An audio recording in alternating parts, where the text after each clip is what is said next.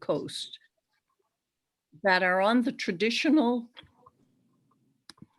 territories of Indigenous peoples of Turtle Island.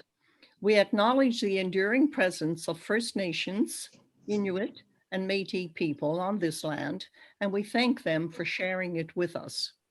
As part of an ongoing commitment to truth and reconciliation, you can find out whose land you are situated on by visiting www.native-land.ca.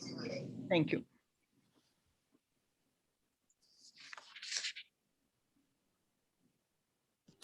Joy, please go ahead. And good morning. This is Joy Hurst. Let me introduce myself. I'm the VP International Relations for CFUW, and I'm absolutely delighted with our guest panelists and with all of the members who have joined us this morning. So over the last year, the International Relations Committee has done considerable work on developing a framework for CFUW's international work, and the panelists represent elements of this framework. We recognize the tremendous opportunity there is to support the empowerment of women outside of Canada through Canada's Feminist International Assistance Program. So we're particularly pleased to have Global Affairs with us. Given that we are a pan-Canadian organization, our members are very interested in how they can participate in global initiatives from a provincial perspective. So we're very happy to have a representative from Cooperation Canada, an NGO with provincial branches. So if you're not familiar with this NGO, you're going to hear some things that are going to excite you and some opportunities. Many of our members are really motivated by grassroots initiatives. So it's a pleasure to welcome participation from Interpares, an organization which in the past has been CFUW's International Women's Day donation project. So you're going to hear from Latin America what's happening at the grassroots. And lastly, but very importantly, we recognize the importance of understanding more about money, follow the money trail. And so we're delighted to have the policy lead from the Equality Fund. And now I will turn it over to Charlotte to introduce our panelists. Thanks, Joy. So this is our order of speakers for today. I'd like to introduce all of our panelists right now, and then once they're finished, the next panelist, if you could just please go ahead. So first, we will hear from Megan Watkinson of Global Affairs Canada. Megan is the Director of the International Assistance Policy Coordination at Global Affairs. Her team coordinates Canada's international assistance to advance the 2030 agenda and leads on the implementation of Canada's Feminist International Assistance Policy, which was established in 2017. Megan has worked in development issues in various positions within the former Canadian International Development Agency, or CEDA, and now at Global Affairs. She holds an MA in International Affairs from Carleton University, and I'd just like to say welcome again to Megan. Next, I'd like to introduce Gloria Novovich, of Cooperation Canada, formerly known as the Canadian Council for International Cooperation. Gloria is the policy lead at Cooperation Canada, an organization bringing together more than 80 organizations working in the international development and humanitarian sector. Gloria conducts research and analysis to ensure that Canada's international commitments are effective and meaningful. She is a PhD fellow at the University of Guelph. Welcome, Gloria. Next, we will hear from Bill Fairbairn from Interpares. Bill is a Latin American program manager at Interpares, an organization dedicated to empowering people in Canada and around the world to be at the center of their own development to assert their agency. Bill is part of the Latin America team with responsibilities for Interpares' work in Peru and Colombia. He is a graduate of the University of Guelph as well, where he specialized in international development and French literature. Welcome, Bill.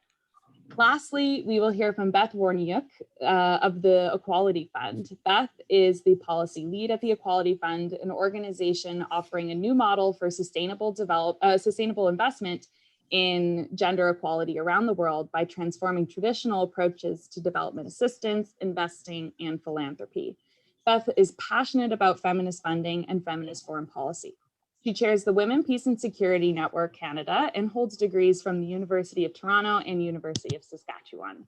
Welcome back. So first, I'd like to turn it over to Megan, please.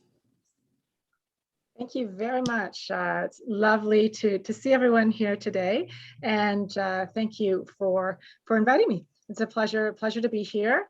As Charlotte said, I am with Global Affairs Canada. I'm the director of a team responsible for our international assistance policy, which really focuses on implementation of our feminist international assistance policy, which I'll talk about today, as well as implementation of the 2030 Agenda for Sustainable Development and the Sustainable Development Goals, among many other international assistance issues that come across our desks.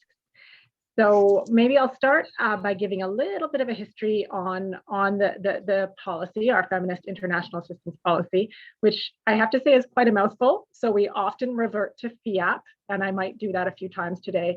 I'll call it the policy too. But it was launched 4 years ago, June of 2017. And since then, we've made some significant progress in terms of its implementation through various initiatives and commitments. So to take it sort of back to the beginning, before launching the policy, we conducted an extensive review, an international assistance review. We consulted thousands of people across Canada, as well as through our network of missions abroad. We received input through a variety of forums, including over 10,000 online submissions. We held 9 high-level consultations in 5 major cities across Canada. We held over 300 consultations through our missions around the world in more than 65 countries, where over 15,000 people participated. So it was truly an inclusive approach to try to ask Canadians, partners around the world, what should Canada's focus be for its international assistance?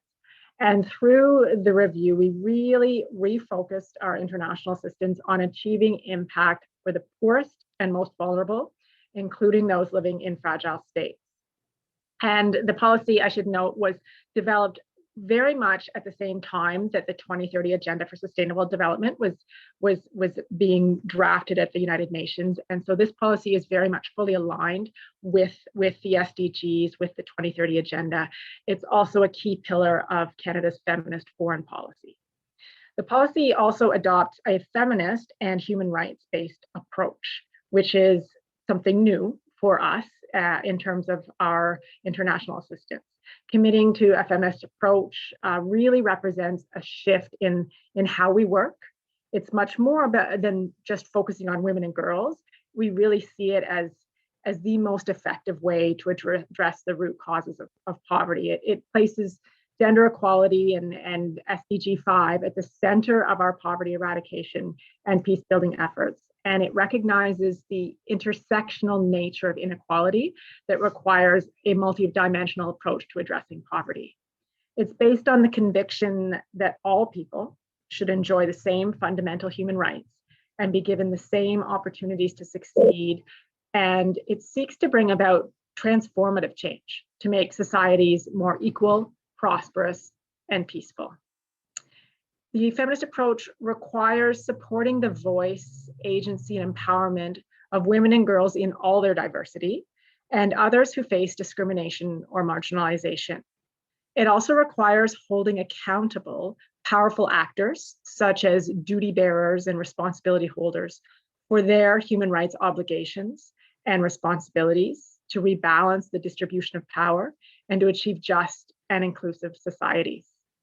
The feminist approach values diversity and inclusion as essential assets for achieving transformative change and sustainable development, and it responds to lived experiences by taking into account intersectional dimensions of discrimination and inequality.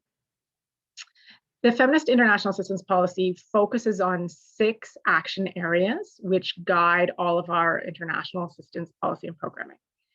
They are gender equality and the empowerment of women and girls, which we often refer to as our core action area. Human dignity, which is made up of health and nutrition, education, as well as gender responsive humanitarian action. Also growth that works for everyone, environment and climate action, inclusive governance, and peace and security. So it really spans a wide variety of thematic areas to which we would focus our international assistance. The action areas also inform our results frameworks and our progress reporting, as well as performance assessments. In 2019, we also launched 6 action area policies that go into more depth in terms of defining what we want to do in each of these 6 action areas. The policy also outlines 2 key targets through which we have really been shifting our programming. The first is committing to ensuring that 95% of our bilateral international assistance targets or integrates gender equality and the empowerment of women and girls by 2021-22. And in 2019-20, we met this goal, reaching 97%. Equally important is the commitment to direct no less than 50% of our bilateral international development assistance to sub-Saharan Africa. And that again is by 2021. We're continuing to work on this target, which sat at 42% in 2019-20 and has been impacted by crises requiring funding all around the world. And so unfortunately has drawn some important money from sub-Saharan Africa to respond to other crises, and we just have to try to balance all of that out. In line with these commitments and targets, we're implementing the policy through a number of signature initiatives that support key priorities, what we call the what. And we're also looking to improve the effectiveness of our assistance, which we refer to as the how. For example, in terms of the what and some signature initiatives there, we have Her Voice, Her Choice, which committed $650 million over 3 years to support increased access to a full range of sexual reproductive health services and information, including to prevent and respond to sexual and gender-based violence. We met this commitment of $650 million in March of 2020. We also launched the Women's Voice in Leadership program, which committed $150 million over 5 years to support local women's organizations and movements that advance women's rights in developing countries. And we currently have initiatives active in more than 30 countries and regions under this initiative. In terms of signature initiatives to improve how we deliver our international assistance, we, budget 2018, the federal budget 2018 announced $1.5 billion over 5 years to support innovative approaches to development finance and to mobilize additional private capital in support of the SDGs. And this is primarily through our International Assistance Innovation Program and our Sovereign Loans Program. We also have the Equality Fund, which we'll hear more about today, where Canada committed $300 million at the 2019 Women Deliver Conference to launch this fund, which is an innovative platform, which includes gender lens investing. And the Equality Fund really brings together a wide variety of actors, from the private sector to the philanthropic community, civil society organizations, and governments, with the specific goal of strengthening women's rights organizations and movements. Through our implementation of the Feminist International Assistance Policy, we've been achieving results and reaching those in the poorest and most vulnerable populations. I just wanted to give a few recent examples from the most recent year in which we're reporting, which is 2019-20. And in that year, we had 3.2 million women who were provided sexual and reproductive health and rights services around the world. More than 33,000 teachers were trained according to national standards. 24% of our humanitarian assistance projects included sexual and or gender-based violence or sexual and reproductive health and rights components. Over 5 million entrepreneurs, farmers, and smallholders were provided with financial and or business development services. 2.31 metric megatons of greenhouse gas emissions were reduced or avoided through global affairs contributions.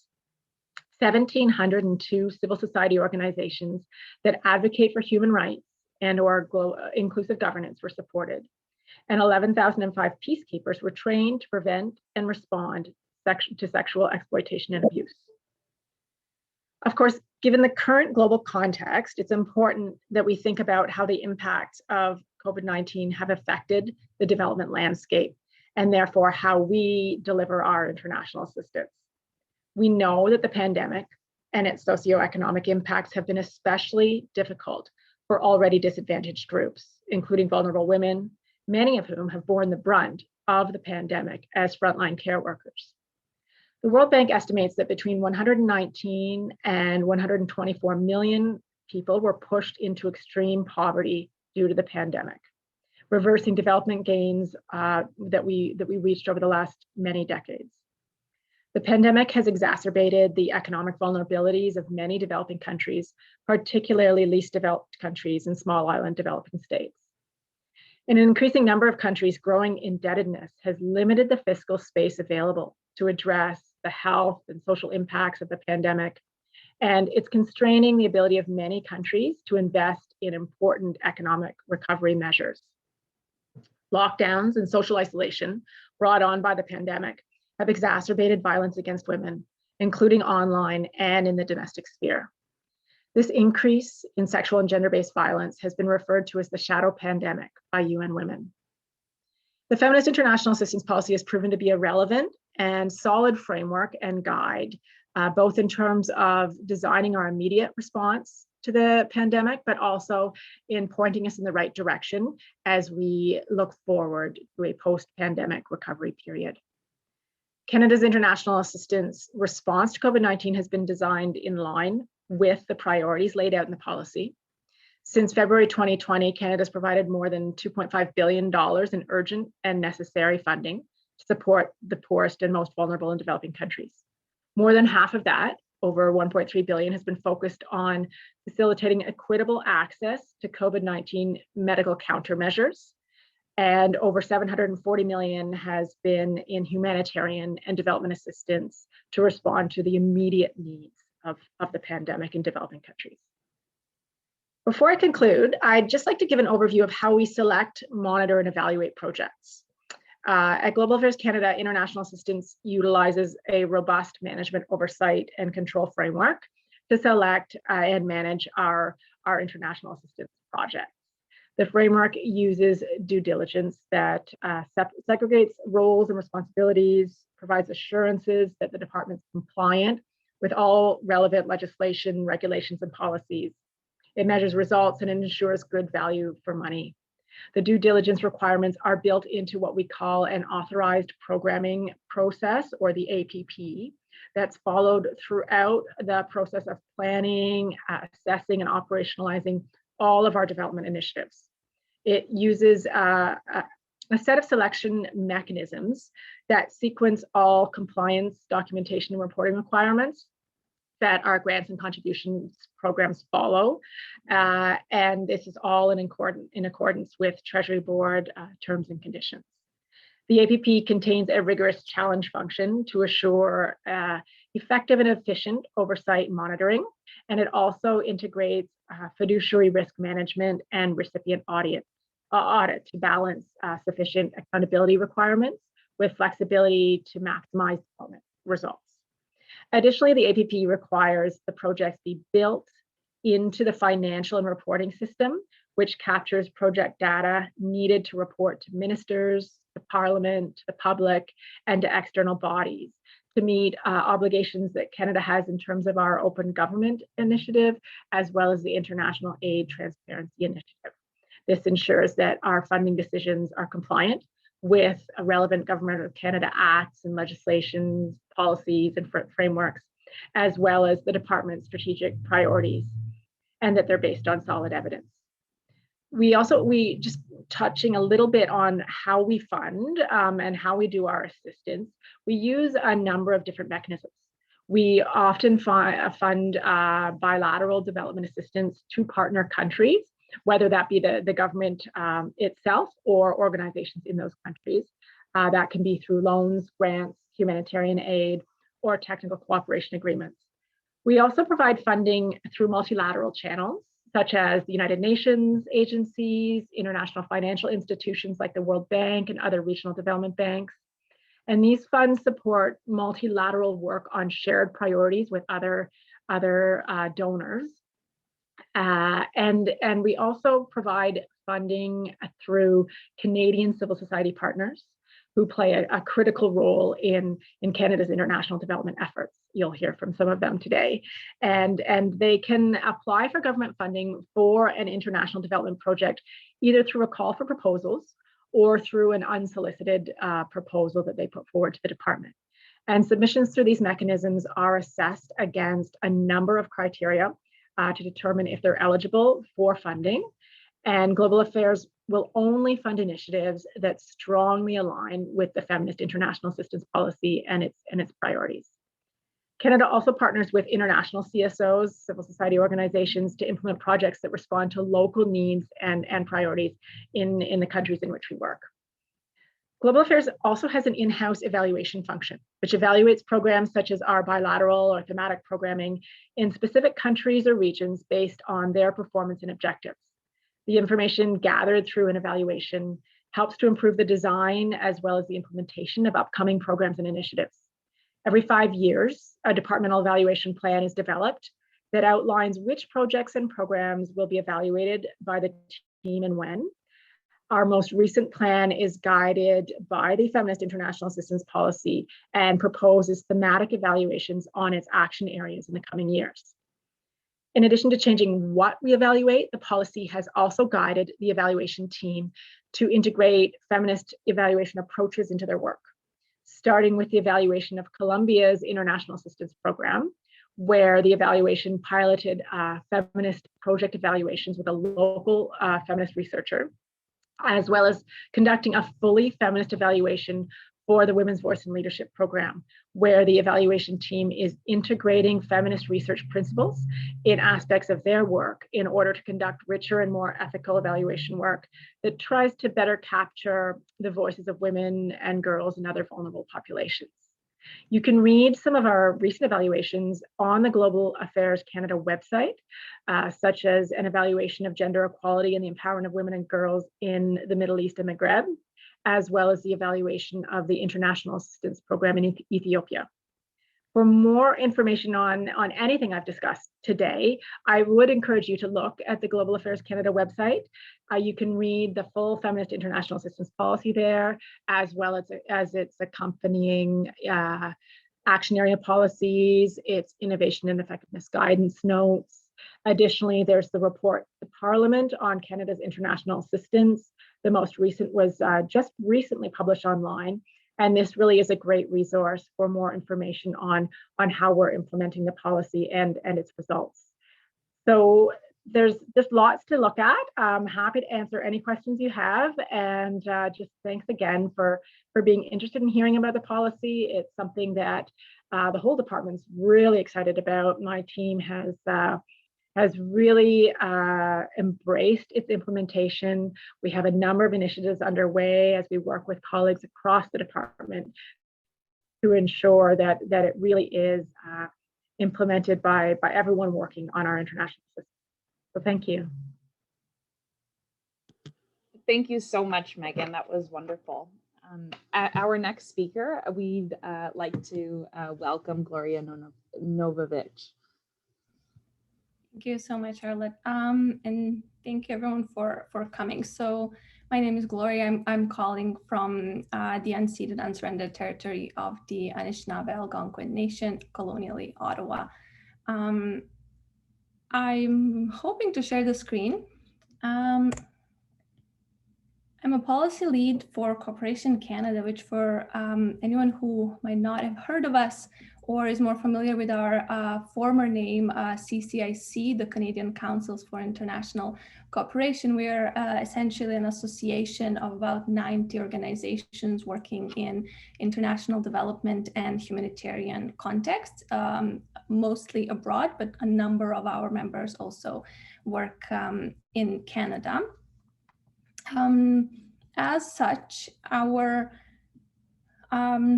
overall efforts are those that ensure a more coordinated, a more collaborative sector. And so we very much support coordination and collaboration amongst our membership, but then also vis-a-vis other actors, both in terms of some of the international fora, such as the OECD DAC, which also has a civil society reference group, and in terms of other partners of the sector, such as Global Affairs Canada or International Development Research Center of Canada, actors of that kind. And so we provide a lot of that convening and coordination role, but we also have sort of what we call a thought leadership function in terms of connecting some of the key trends and upcoming priorities of our sector in Canada and more globally.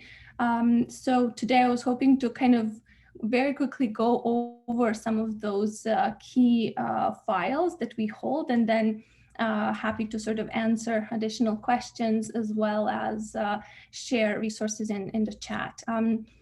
Very briefly, I wanted to go over some of our work on anti-racism, which is increasingly looking into the gender responsive lens and what that means, introduce you to the Digna Hub, which is a center for expertise on prevention of sexual exploitation and abuse. Talk a little bit about our advocacy for increasing official development assistance encapsulated by the Together project, which also has a very important gender component. And then lastly, kind of just touching on some of our efforts to inform ongoing processes, including those of Canada's feminist foreign policy, and then really amplifying some of the amazing work that our members are doing on a daily basis. And later on, you will hear from two of them. Our overall policy file is really oriented around these three pillars. One is linked to ensuring that both here in Canada and globally, civil society has space and a bit of that enabling environment to do its job, which is really linked to the monitoring of official development assistance and increasingly really advocacy towards more equitable type of development and humanitarian action, whereby the communities we aim to support are actually the ones driving the priorities and modalities of our international assistance. So really that includes working with others to change the Income Tax Act legislation, which dates back to 1970s and represents very much a global outlier in terms of creating barriers to Canadian charities trying to establish equitable partnerships with non-charitable actors such as community groups, social movements, women's movements, etc. And then we have quite a bit of a network in terms of global monitoring of similar trends and priorities. We also have a significant emphasis on the more equitable, inclusive sector, which consists, as I mentioned, of the anti-racism framework, Digna Hub, and then we're increasingly talking about the colonization agenda and what that really means for our sector and the shifts that are required for us to do good in a better way. And then really co-constructing and working with others to create effective systems for international cooperation, including, for example, working with a number of different areas of Global Affairs Canada, informing the feminist foreign policy, as I mentioned, as well as working with others to address some of the unachieved global objectives of the Grand Bargain, and increasingly, given the effect COVID has had on SDGs, trying to assess what that really means for us all working towards a better, more sustainable world. So very quickly, just to mention, the anti-racism framework is co-constructed framework for the sector, by the sector. We have been leading a group of actors that has developed some of the core commitments our organizations have articulated in addressing the need for more anti-racist deliberate efforts.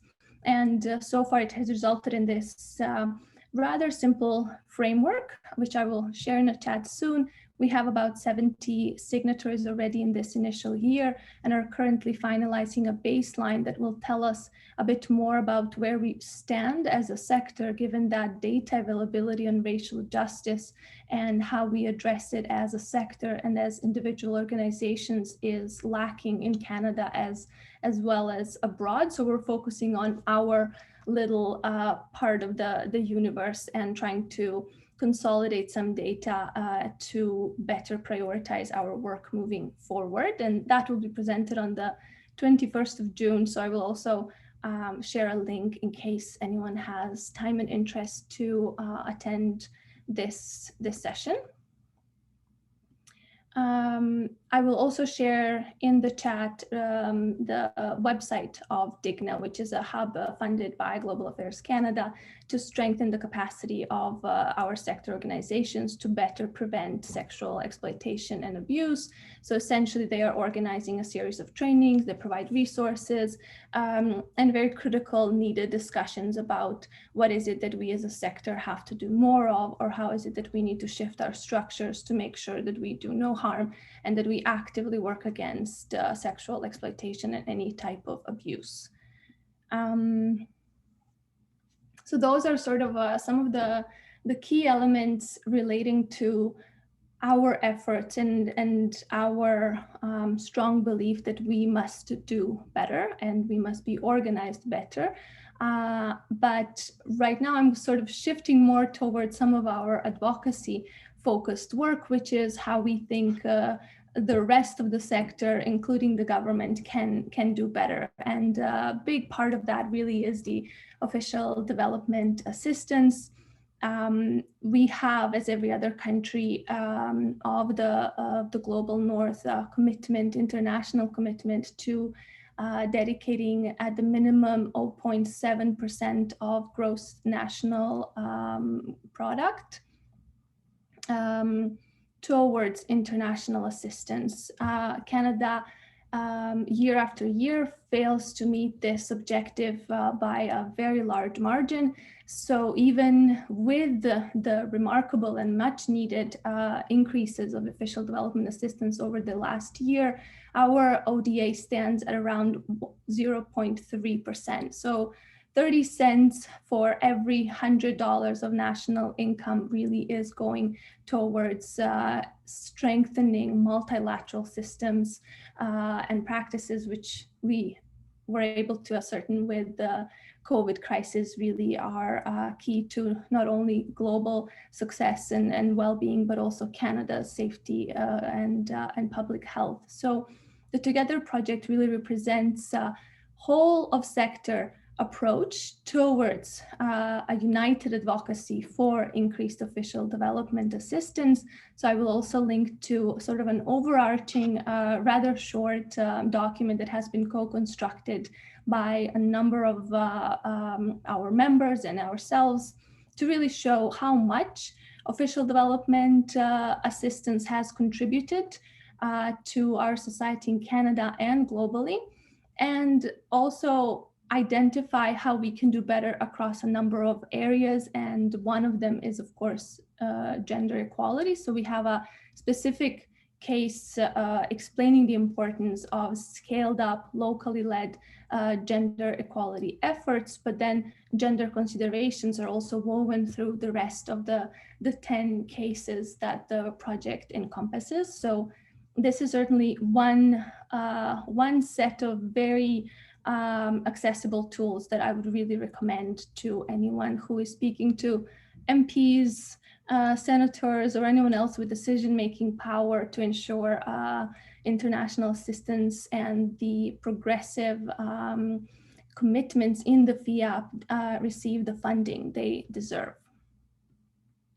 So as I said, I will share those links in the chat, and we're always open to addressing any questions you might have. As an association, given our sort of historical role of monitoring global official development assistance trends, we do the same for the FIAP, and I will link to the Reality of Aid recent publication, where we essentially consider Canada's approach as feminism on a budget due to the overall low levels of ODA, as I just mentioned. We recognize and celebrate the fact that Canada has met its global target of 95% of bilateral assistance, at least considering gender equality, so integrating gender specific elements. But we do hope we will get closer to the second target of 15% of gender targeted assistance. And that really means that those are investing in women's organizations which continue to receive less than 1% of global official development assistance, investing in those more challenging, time-consuming, transformative efforts of really shifting gender norms and ensuring long-lasting solutions. And some additional CSO perspectives on this side of work and Women's Voice in Leadership, the flagship program of the FIAP, are also expressed in a relatively recent report we co-wrote with Women's Rights Policy Group. So I will also include a link to that report. It shows a lot of successes and useful shifts the FIAP has triggered within the sector, and then also includes a lot of forward-looking suggestions for how we might do better going forward.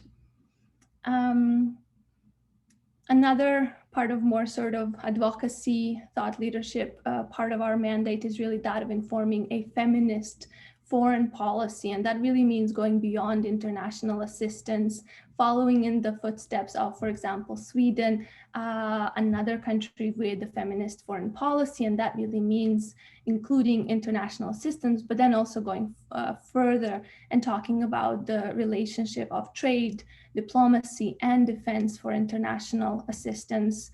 Canada is a country that has been condemned by the United Nations for fueling conflict and human rights abuse in countries such as Yemen, where we are witnessing one of the worst humanitarian disasters of our generation. And so Canada has contributed a very small amount to the humanitarian response, but then on the other hand, on the trade side, made some extremely problematic trade deals, arm deals with Saudi Arabia, for which, as I said, the United Nations has condemned Canada alongside a couple of other countries. So we really are advocating for a mutually reinforcing set of feminist foreign efforts so that Canada can be a consistent and coherent global ally. And we strongly believe, which is how we have expressed our positions on feminist foreign policy white paper being currently finalized, is that Canada's approach should not be prescriptive. We should not be going around the world telling women what to do or other societies what to do, but we should actually build systems and processes that allow us to amplify and support global women's movements and feminist movements in all countries where Canada is present. And then lastly, a lot of our members are working with domestic women's movements, women's groups who are pushing for some of the key feminist reforms. And we're just highlighting the importance of that coherence. So if we're talking about childcare in Bosnia, then we should also be talking about childcare in Canada. If we're discussing access to SRHR abroad, we should also be discussing equitable access across all of the territories of Canada as well.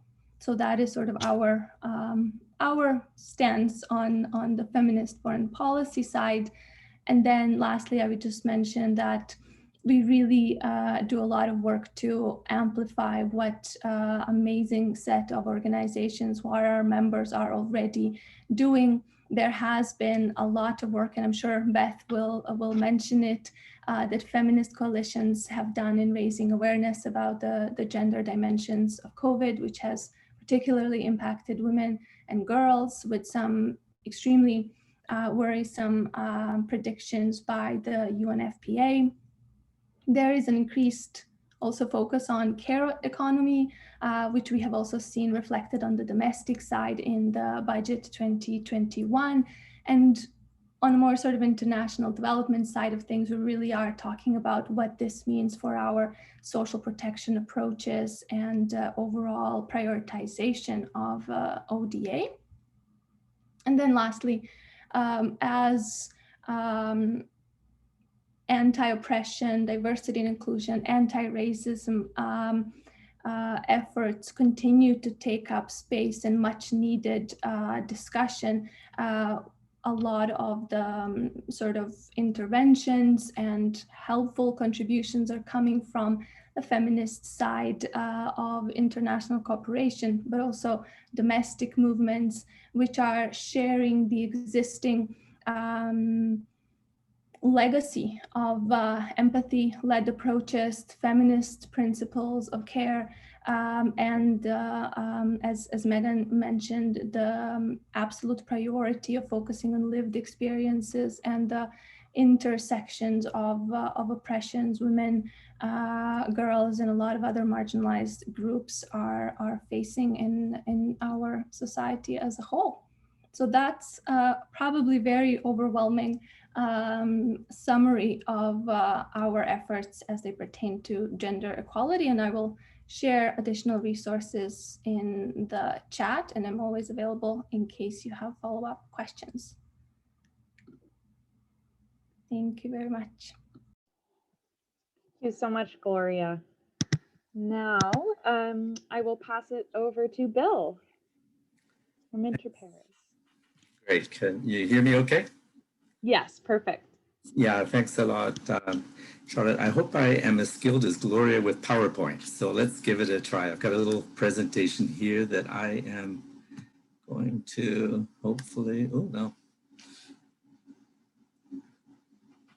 Oops, can people see the PowerPoint? Try again. I just spotlighted you, but that may have changed the situation on Zoom. So just let me, oh dear, I knew this was going to happen. No worries. Everybody's just thankful that it's not them. So Okay, I think this. There we go. Perfect. Okay. Sorry, I multitask. Let me see where to get this. Oops. Yeah, I'm trying to get something to disappear at the top. Anyway, I think I... Click on a slideshow at the top. Yeah, I've got some other things happening. Oh, yikes. Yeah. Another menu up there, but well, if I can't, I think we can just use this. Eh? So I'm, well, very much for the invitation. And yeah, I'm Bill Fairbairn. So I work with Inter-Pares, and I'm in Ottawa, unceded Algonquin Anishinaabe territory. Inter-Pares, the name in Latin means among equals, and it refers to, I think, the structure, the internal structure of Inter-Pares, where we're a feminist collective. We make decisions by consensus, and also the way we try and work with our counterparts overseas in terms of a relationship that's based on reciprocity, shared values. We work with partners and local activists in a number of countries, civil society organizations in Asia, Africa, Latin America, and Canada. Oops, sorry, I'm still trying to hope to, to get this. Sorry, I shouldn't play with this. And our support is based on a solidarity approach. So it's financial, but it's also political as we work together on issues of common concern with our partners.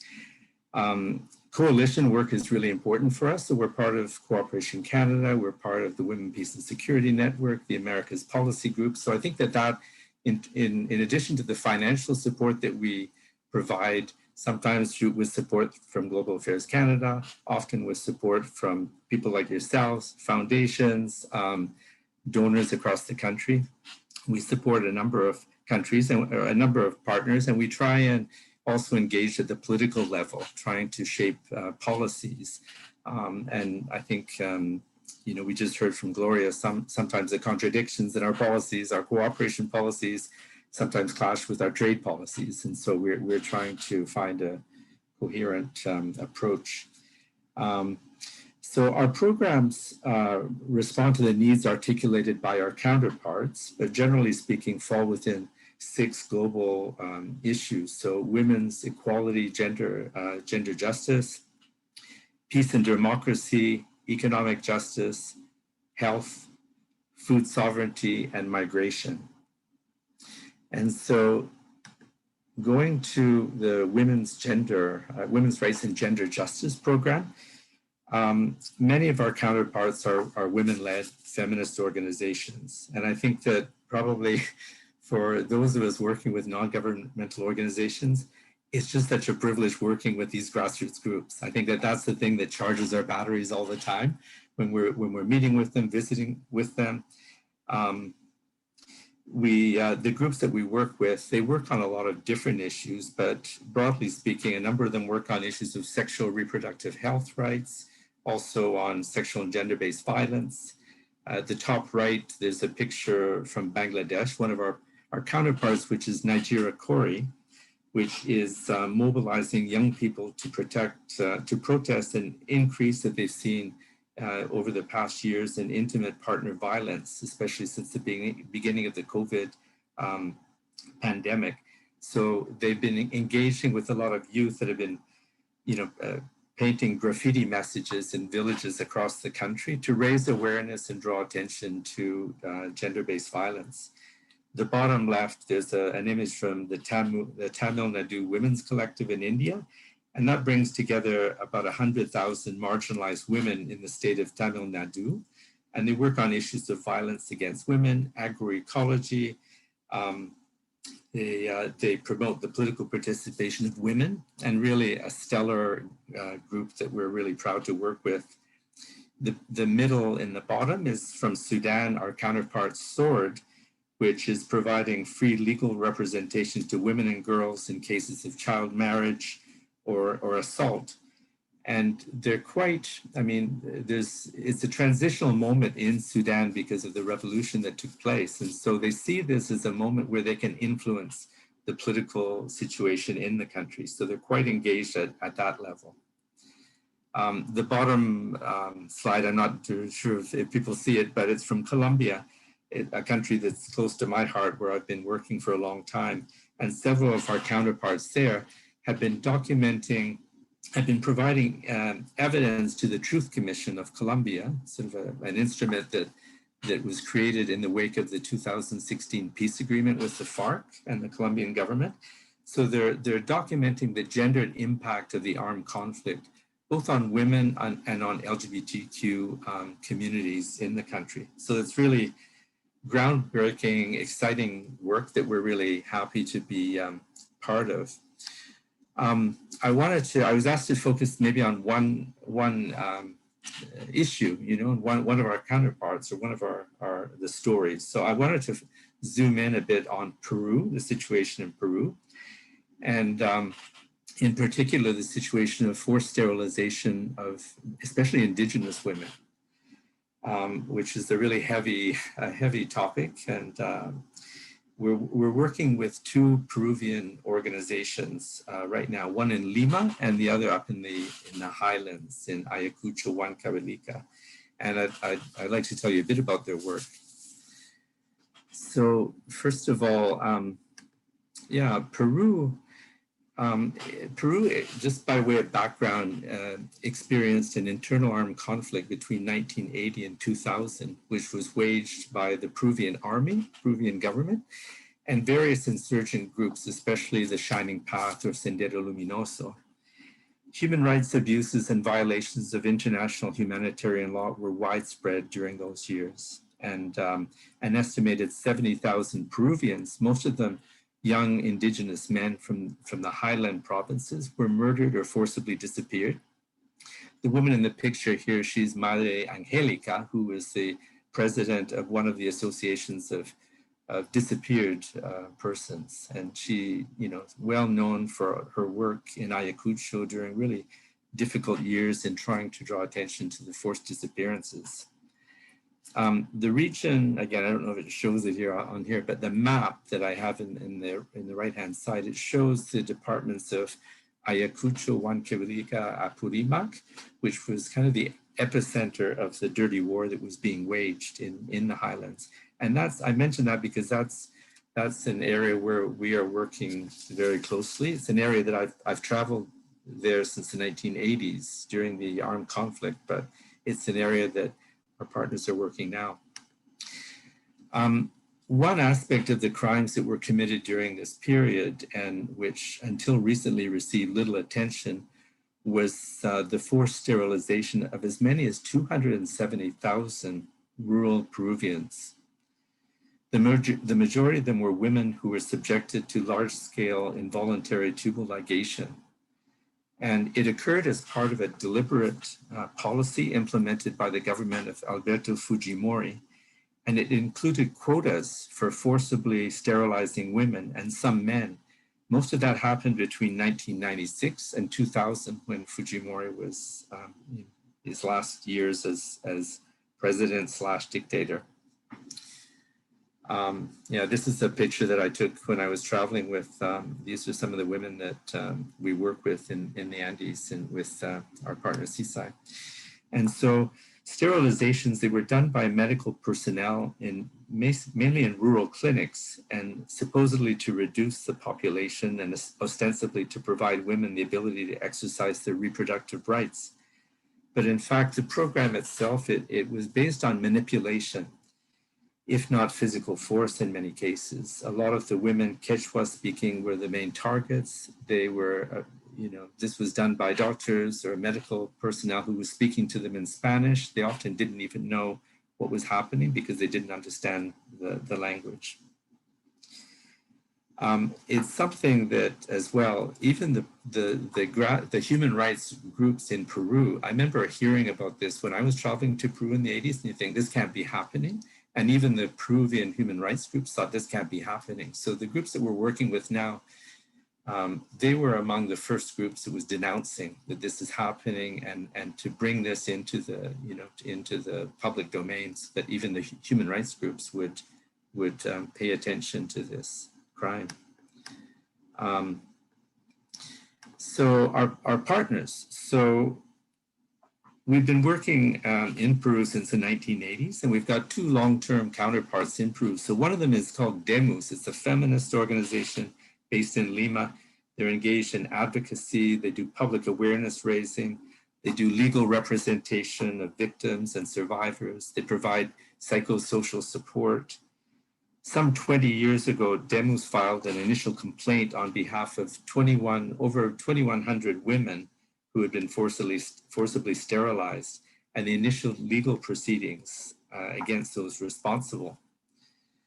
One of the things that they do is when they find no remedy in Peru, they take it internationally. So they went to the International Human Rights Commission and the Inter-American Human Rights Commission in court, and they took the case of Mamerita Mestanza, the woman in this picture. Mamerita and her partner were from the Department of Cajamarca in Peru. And between 1996 and 1998, Mamerita at the time was in her early 30s, 31, 32. And during those times, health professionals, they visited her at her home on 10 occasions. And they warned her and her partner that they could be sent to jail unless she went for a tubal ligation operation. So after repeated harassment, threats that she was going to be thrown into prison, she went and she had the operation done. She wasn't informed ever about the consequences and the risks of the procedure. She wasn't given any medical attention even after the operation, despite the urgent requests for help. And 1 week after the surgery, she died from an aggravated infection due to an absence of post-operative medical treatment. So this case is one of the emblematic cases that our partners has taken to the international level to put pressure on the Peruvian government so that they, in this case, they were found guilty through the inter-American system, and they've had to pay reparations. But it's an emblematic case which then can be to show a bit what's happening in the country at a larger level. The other group that we're working with is called CSI, and it's a rural group up in the highlands. These are two women who are members of the Association of Victims, Survivors of Forced Sterilization. So CSI, they work with the local groups in a very complex situation. A lot of these women were stigmatized by their own community and very isolated. So they have been providing psychosocial support. Because of the advocacy done by CSI, by Demos, the Peruvian government was obliged to set up a national registry for forced sterilizations. So this meeting was with some of the women in the group trying to talk to other women about this registry, that it exists and you can access this and you need to get, put forward your name. So it's self-support groups. Really important work, heartbreaking stories that all the women would tell. Here's the picture of Alberto Fujimori. He's currently serving a 25-year prison sentence for massacres committed by the military during his administration. He's also been convicted by corruption and faces another trial for connections to death squads. Excuse me. Some of his former health ministers and other senior officials have been charged for crimes related to forced sterilization, but he wasn't initially. He got off. But because of the work of Demos and others, you can see some of the energy, some of the rage, some of the, the power of these groups, that they've continued to put pressure to raise awareness about forced sterilizations. So, excuse me. In fact, recently, Fujimori has been charged with crimes related to forced sterilization. So this was seen as a real victory for the feminist movement, women's movement in Peru. And I think it's really because of the grassroots work that has been done. So maybe just getting to the end of my presentation now, but one thing I mentioned that Inter-Paris, we engage in common cause with the groups that we work with. The picture here was taken from a workshop I was at in Quito, Ecuador a few years ago, where the Inter-American Human Rights Commission had a special session that we helped organize on forced sterilization. So we helped to facilitate the participation of Peruvian women. This was the president of the Association of Victims of Forced Sterilization in Ayacucho. But also we heard the story of Morningstar Mekredi, who's a Dene woman who at the age of 13 years old was sterilized in Canada. So this is a situation. Inter-Paris, we're part of an ad hoc working group here together with Amnesty International, with the Native Women's Association of Canada, with Action Canada and others that have been trying to build bridges between Canada and Peru around the issue of forced sterilization and see what we can do together. Thursday, the Canadian Senate Human Rights Committee came out with its report on forced and coerced sterilization of persons in Canada. I can provide the link to that. It was just issued on Thursday, and it was a study that was done in 2019, but it's taken a long time to see the light of day. And they are also talking about Indigenous women in Canada who've been forcibly sterilized and continue to be forcibly sterilized, as well as women with disabilities, racialized women, intersex children, institutionalized persons that continue to be sterilized in Canada. And they're calling for a parliamentary study into a broader in-depth study into forced sterilization. So I think that's, some of the things that we feel, where as a Canadian organization, we work with our partners overseas and we work in common cause because these are issues that are happening in our country. Just on a really newsworthy, people might have been watching the news today. A runoff election is taking place in Peru. I was kind of up at many times during the night seeing the results. The woman on the left is Keiko Fujimori, the daughter of the dictator Alberto Fujimori. And the person on the right is Castillo, who is a leftist trade unionist who was running against her. Last night, it was neck to neck, and he was at 47% and she was at 52%. Gradually, as the votes have been coming in overnight, and now still from the provinces, he's gone up. So he's just gone over, I think in the last hour, he's surpassed Keiko. So for our counterparts in Peru, having Keiko, she has said that forced sterilization was just a few bad apples. It wasn't a state policy. She would be pardoning her father, who was the architect of this policy. So our partners knew that if Keiko were to win the elections, it would mean an end to a lot of the work that they've been doing on forced sterilization. So we'll see how things go. It's still neck to neck, but right now he's taken a lead in the last hour. So anyway, I'll end there. Sorry I wasn't able to show the full screen, but I hope you got to see enough of it.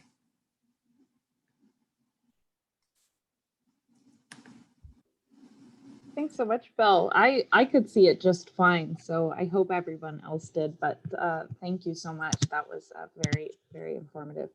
Oh, and Beth is already ready to go here. So without further ado, let's hear from Beth from the Equality Fund. Thank you so much, Charlotte. And it's such an honor to be on this panel with Bill and Megan and Gloria.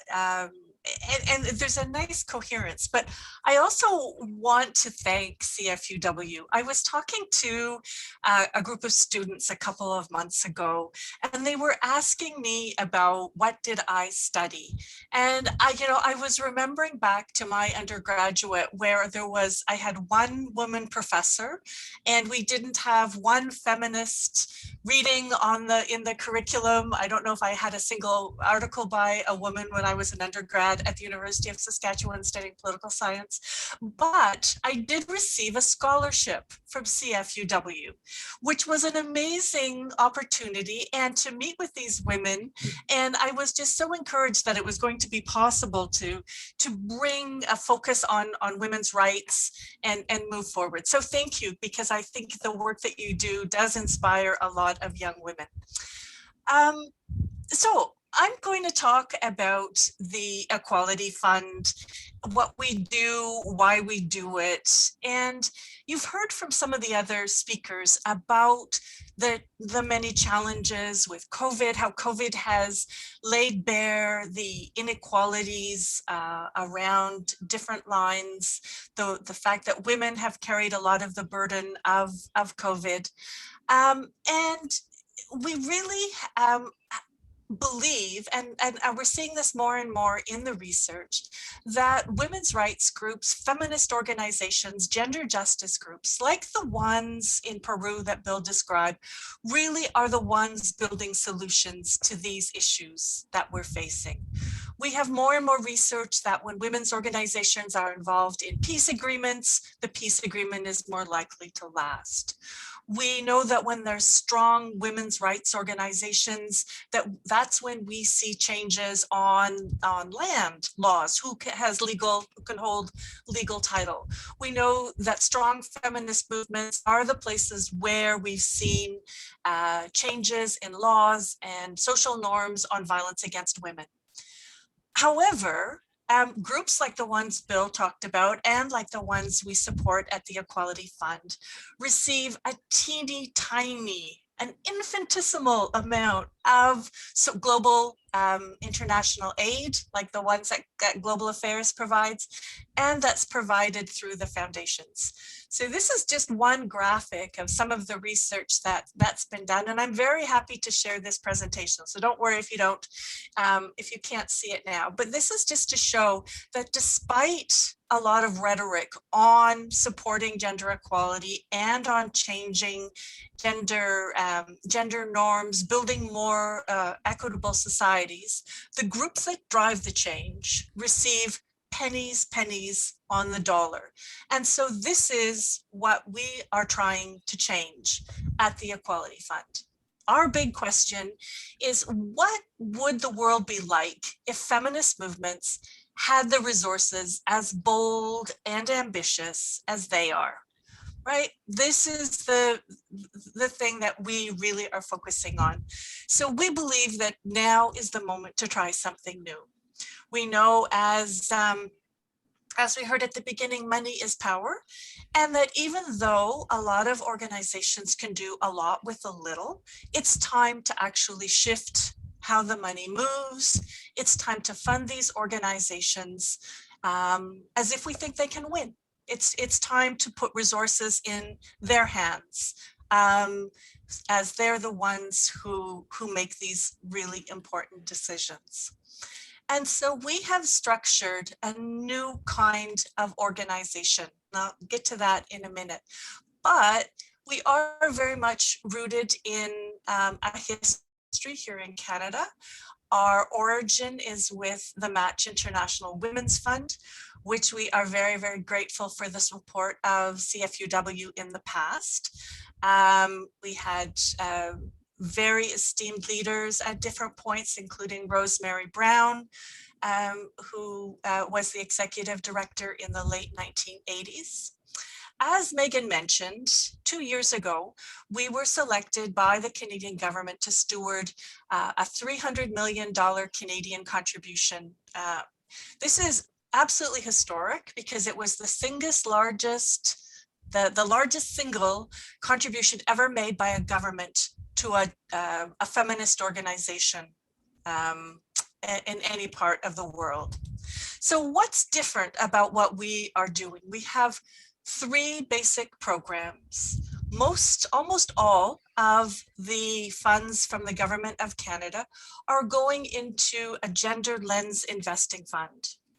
So the goal of this fund is to move capital in new ways to support businesses, companies that can deliver change on gender equality, and that can provide a return on our investment.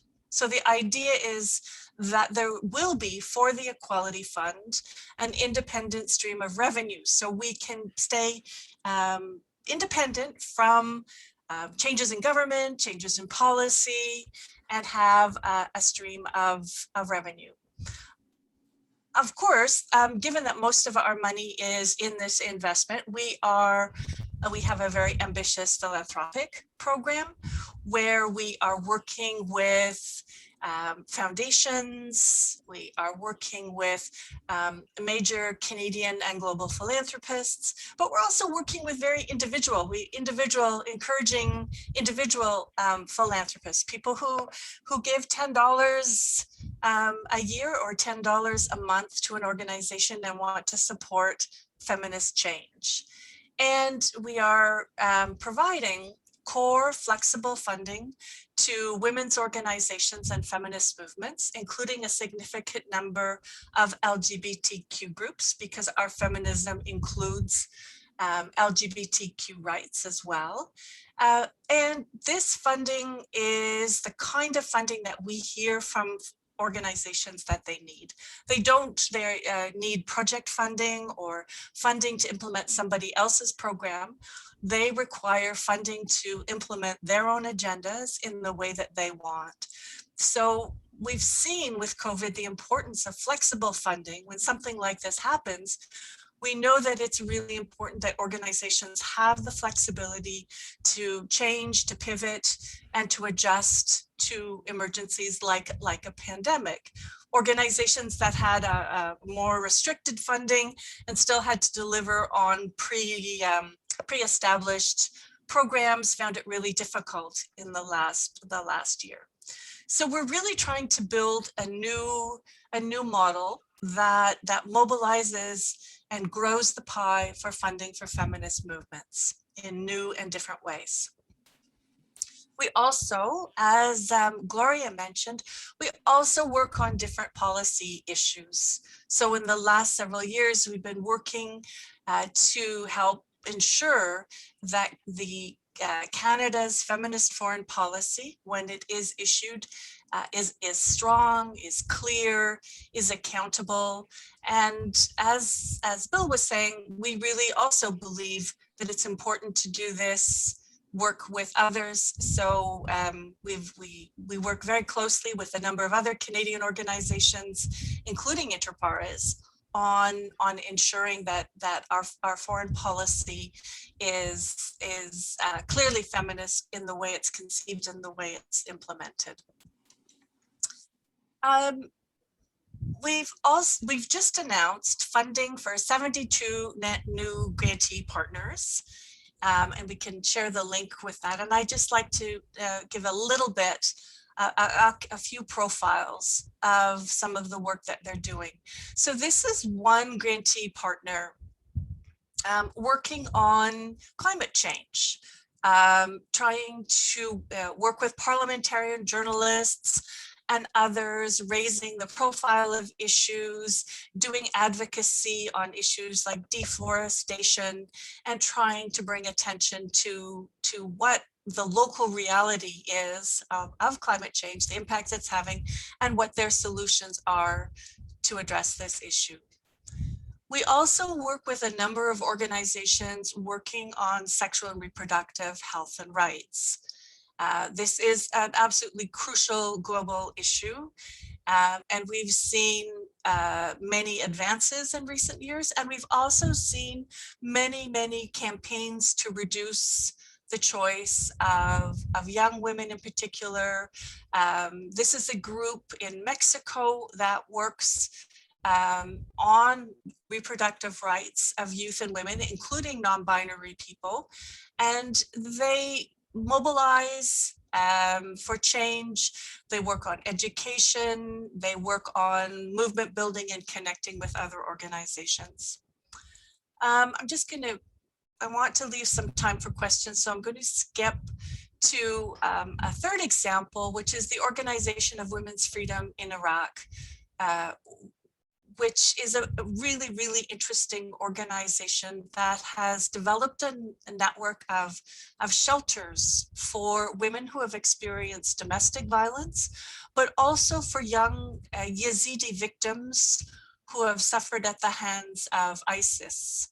These shelters are underground, they're hidden, and they provide services, peer counseling, and as a result of this work, they have experienced attacks from other organizations, attacks from the Iraqi government, who has even tried to close them down. So I'm really in awe of the bravery of these women to continue this work.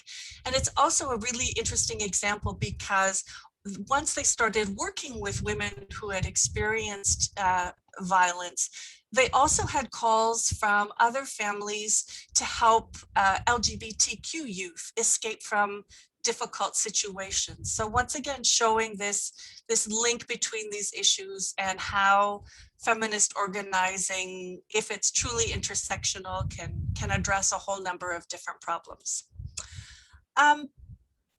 So we are very excited about the current moment.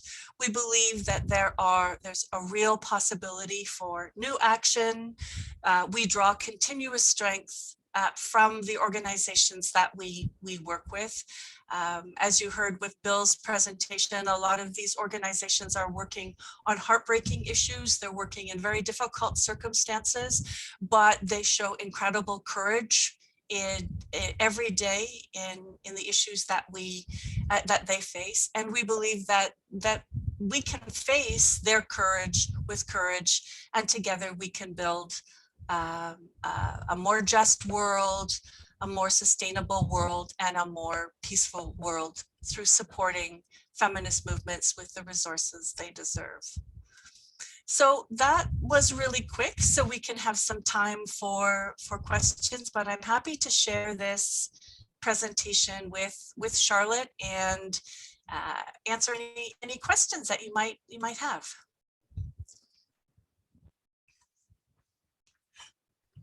Wonderful, thank you so much. And I know Gloria had to step off onto another call, but I will ask to get her slides as well to share with everyone. And Bill, I'm wondering if you could share your slides with me as well. Sure. Okay, perfect. Thank you so much. So I would encourage everyone, if they have any questions, general questions that any of the panelists can answer, or any targeted questions, please just include the name of the panelist. But Joy, I believe you have a few questions to get us started, but I will continue to monitor the chat as questions come in. I know a few of them were related to recording and sharing the slides. So if anyone has any questions, please send them through the chat and I will read them out. So thank you, Charlotte. I did want to draw everybody's attention to the link that Gloria left for the provincial councils of international cooperation. So there, she didn't get a chance to talk about the provincial work, but the link is there. Beth, can we start with a question for you? Thank you so much for the presentation. Can you tell us a little bit about the work that you see as being particularly impactful? Thanks, Joy. I think what's really important is when we fund organizations to carry out their own agendas and their own specific work. So for example, one of the things that we try to do with the Equality Fund is fund smaller groups who maybe are not registered, that they don't have a formal status as an NGO.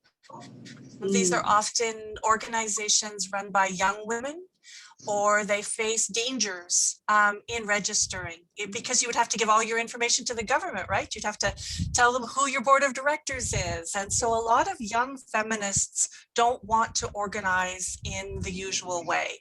And so I take great inspiration from some of these groups, because they often are operating at really interesting intersections. So young women mobilizing around climate change and disability, for example.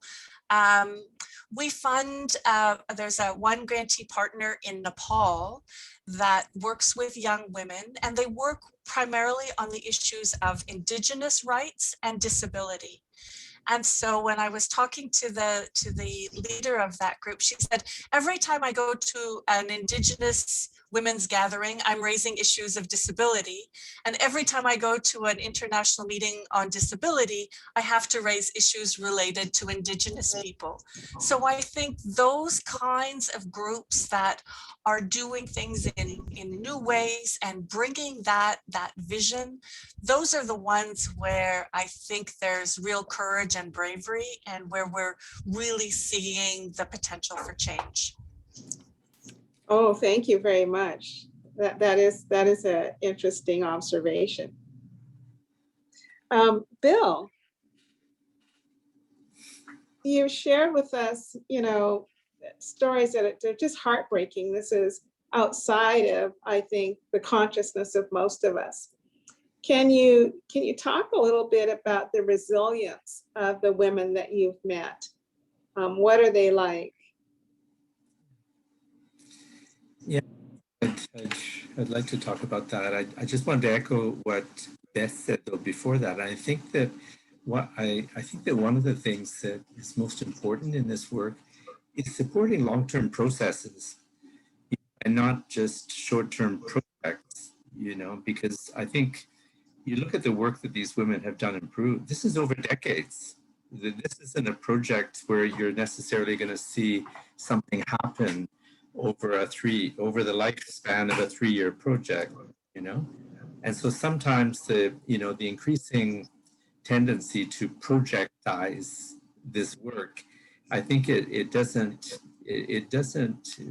help these kind of long-term processes where women to talk about an issue like forced sterilization in the Andes, where the women, you know, they were ashamed. They were told that they asked for it, you know, that they, you know, sometimes their husbands would say, you went for this, you know, and you wanted this to happen so that you could have a boyfriend on the side. I mean, horrible stories that you would hear from women. So to have the courage to come forward and to realize you're not alone, there's other women have experienced this as well. How can we learn from each other? How can we work together? The groups that we're working with, they are from the region. So they're not sort of parachuting down. They speak Quechua, they understand the culture, and they understand for the women to come together to meet. It would be complicated to have a workshop just to inform them about their rights. So let's work on livelihood projects. These are largely women who are living in extreme poverty. So working on small livelihood projects gives them, quote unquote, an excuse to come to the meeting. And so they'll be, you know, doing something that will bring income, generate income for their families to meet their needs. And at the same time, they're talking, they're meeting together, learning. So I think part of it is really working with local groups that understand the context, you know, that won't be problems, you know, for the quote unquote beneficiaries, the people, the communities that you want to work with. But yeah, the resilience. I was sitting down in Quito and I was watching this Victoria Saxara, who was the president of the association in Ayacucho. And I could just see her when she was hearing the story of Morningstar in Mekredy. She said, this is happening in another country too. And so there was this visceral connection right away, you know, to hear these stories from Saskatchewan and then Ayacucho. And so it moved me just to see the reaction of Victoria to hear this. And it did foster kind of a sense of solidarity, you know. So in fact, Morningstar now, she's been working for the last number of months on a book with stories about forced sterilization. And so she asked me, could I get this story from Victoria, from Peru? So our partners interviewed her, transcribed the testimony from Quechua to Spanish. We got it into English. So it'll be a chapter in Morningstar's book, which is focusing on Quechua, will be another story. So I think these kind of bringing people together is really important, you know. Thank you very much. And one question for Megan before we go to the chat. We only have a few minutes left. Megan, I was impressed and interested in the consultation process you did outside of Canada and wondered what your process is for ongoing consultation. We're often reaching out, whether it's a formal consultation. Sometimes that can be complicated. There actually are rules governing Government of Canada from our Privy Council office when you call it a formal consultation. But I can say that this year my team has been developing new policy products such as how we work in middle-income countries, how we work with the private sector to advance sustainable development. And as we've developed those, we have certainly done external outreach. And really one of the interesting things that came really forcefully from some of the people that we talked to, some of our partners here in Canada, when we talked to them about our private sector engagement, was you need to go to your missions and you need to ask them, talk to private sector working in the countries. Which we did. We went out to our missions and said, here are sort of the broad parameters of what we're thinking in terms of a strategy of how to engage the private sector for sustainable development. And can you go to your key private sector interlocutors in the country and get their reaction? So we're doing it all the time. Sometimes it's a much larger process. That international assistance review, it was exciting. I was part of it in another team at the time. I was working on the inclusive governance action area and doing those consultations. It was really, really exciting. But as soon as it is something very formal like that, it's also very top heavy and bureaucratic because we're Government of Canada, right? So sometimes that's the process you want to use. And other times you want to use less formal processes, but often more fruitful as well. And so we have colleagues in all of our missions, development colleagues. We reach out to them. We talk to the various partners in country as well. Okay, thank you very much. Charlotte. Yeah, so I have a general question from Heather. I think everybody could answer this. So if you'd like to speak to it, just unmute. So let me find, right. So there is so much going on in the international sector, and Heather's wondering, how do organizations, civil society, non-government, and also global affairs, how does everyone coordinate these efforts to ensure an effective use of resources, and who leads coordination on international development? Is it GAC? Is it NGOs? And lastly, is there a forum of public consultation to decide about investment and priorities?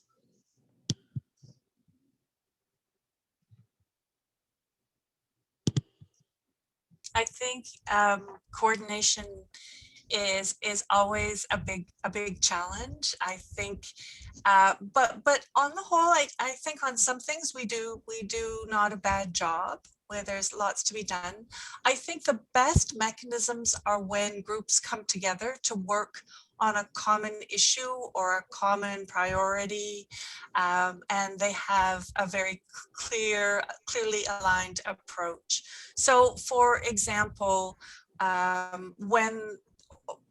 when the government started talking and saying that Canada has a feminist foreign policy, but we had no policy document outlining this. We had the Feminist International Assistance Policy that Megan talked about so well. But we said, well, what's in your feminist foreign policy, right? How is that different from just the development policy? So a number of organizations, including the Equality Fund, Interpares, Oxfam Canada, Minds Action Canada, and others, we came together and we formed an informal working group on feminist foreign policy to work together. So I think that's a really good example of groups coming together, self-organizing and saying, let's coordinate work on this particular theme, because we have mutual questions and mutual concerns, and we're much stronger when we coordinate and work together.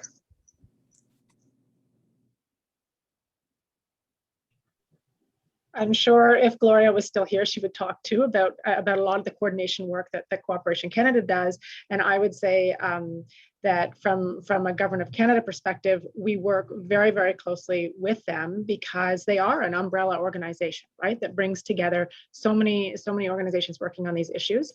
And so, for example, our minister often has roundtables where you can't have absolutely everyone, but work with organizations like Cooperation Canada to get some of the key people together to hear what are the priorities. I mean, we can't be shifting our priorities too often, as we've said, as Bill said just a few moments ago. It takes a long time to achieve results. So we do want to stick, with some broad priorities, but there are shifting impacts of COVID, et cetera. We want to hear from that. And over the past year, the minister has certainly had some important discussions with stakeholders to say, what do we do now and how do we shift? And so I think it's a little bit of an ongoing process in terms of how you coordinate, how you talk to each other, how you get that input to shift priorities. But all of our partners are quite engaged with us and with each other, and that coordination is important. Thank you very much. I notice, oh my goodness, we're out of time. This has been an incredible panel. Thank you very much, Megan. I'm sorry, Gloria had to leave. Bill and Beth, you've given us a wealth of information. I hope that you'll say yes when we call you back to speak again. There's, I'm responding in the chat to some commentary about the use of acronyms, and there is so much information. And many of our members are very interested in this work. And we're all at different points in terms of how much we know about it. So I would say to our members that this is not a one-time only conversation. This was to whet your appetite, our members. So we will be asking our panelists back, perhaps individually, so that we have more time to go into depth into each of your areas. But really, thank you so much for spending your time with us today and sharing your passion, sharing the work. And we look forward to all the people who weren't able to come, but who will be listening to the recording. And the next time that you are able to meet with us in CFUW. So again, thank you. If we could give you a virtual clap. I also want to thank Charlotte Aikens, our advocacy coordinator. She is amazing. And she has been so helpful in leading the organization